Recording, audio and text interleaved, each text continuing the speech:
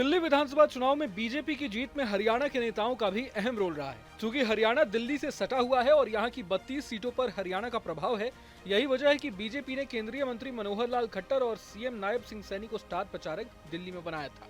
8 फरवरी को आए नतीजों के बाद खट्टर के प्रचार वाली 9 में से 8 सीटों पर बीजेपी जीती, वहीं नायब सिंह सैनी ने 11 में से 8 सीटें जिताई।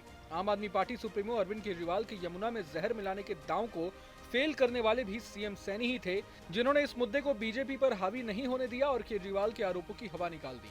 बता दें कि हरियाणा के पूर्व सीएम मनोहर लाल खट्टर ने दिल्ली की शाहदरा, महरौली, आरके पुरम, मोती नगर, नई दिल्ली सीट, कृष्णा नगर, राजौरी गार्डन, तिलक नगर और रोहिणी सीट पर प्रचार किया था।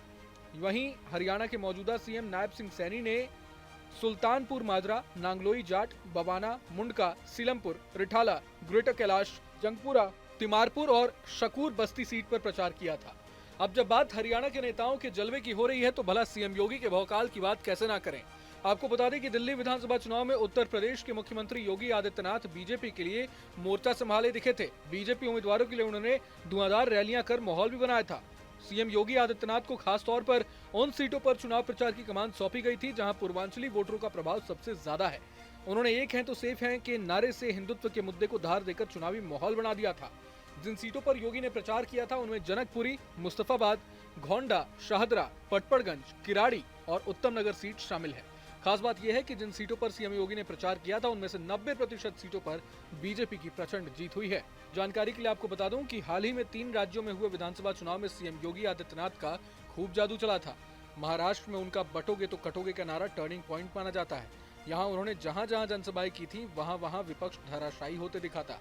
यहाँ सीएम योगी का स्ट्राइक रेट 90% रहा था। यहाँ 4 दिन में 11 जनसभाएं की थी, जिसमें 23 प्रत्याशियों के लिए वोट मांगे थे। इनमें से 20 ने जीत दर्ज की थी।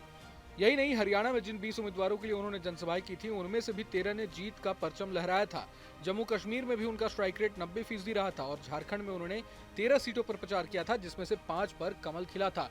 तो ये बहुत अमेजिंग और अहम आंकड़ा आपके साथ न्यूज नेशन ने शेयर किया है कि दिल्ली में मनोहर लाल खट्टर, हरियाणा के सीएम नायब सिंह सैनी और यूपी के सीएम योगी आदित्यनाथ ने जहां जहां जिन जिन सीटों पर प्रचार किया अपनी पार्टी के लिए, वहां पर बीजेपी जीती या नहीं जीती। तो ये खास आंकड़ा जो आपसे हमने शेयर किया है आपके साथ, वो कैसा लगा आपको, ये हमें इस वीडियो के कमेंट सेक्शन में जरूर बताइएगा। पूरे मसले को लेकर आप क्या कुछ सोचते हैं ये भी जरूर बताएंगे।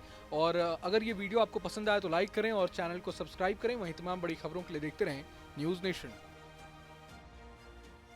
न्यूज नेशन अब व्हाट्सएप पर खबरों के ताजा अपडेट के लिए न्यूज नेशन के इस क्यूआर कोड को स्कैन करें।